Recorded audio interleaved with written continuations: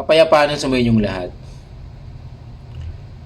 Dumadaan ka pa rin ba sa adiksyon na di mo matakas-takasan?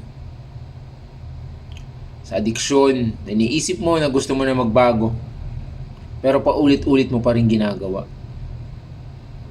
Sa tingin mo, ay wala nang pag-asa at wala nang daan para makaalis ka dito.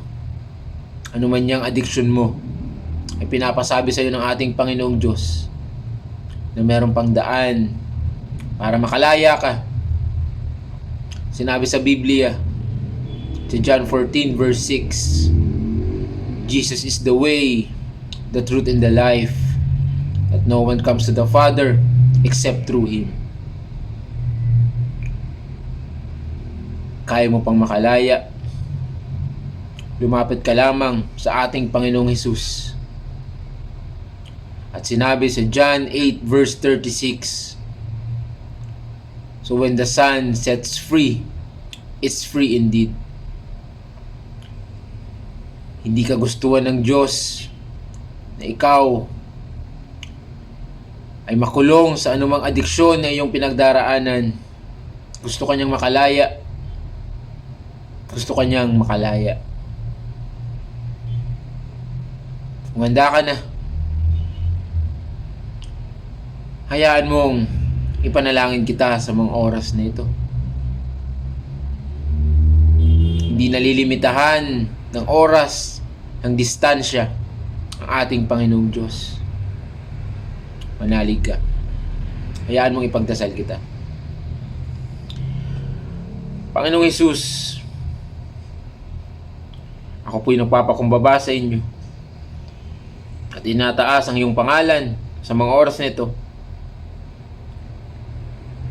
Sino man itong tao na nasa kabila ng screen na ito na gustong makalaya sa anumang adiksyon sa kanyang pinagdadaanan, ito man ay adiksyon sa utang, adiksyon sa pornografiya, adiksyon sa kasinungalingan, o anumang uri ng adiksyon na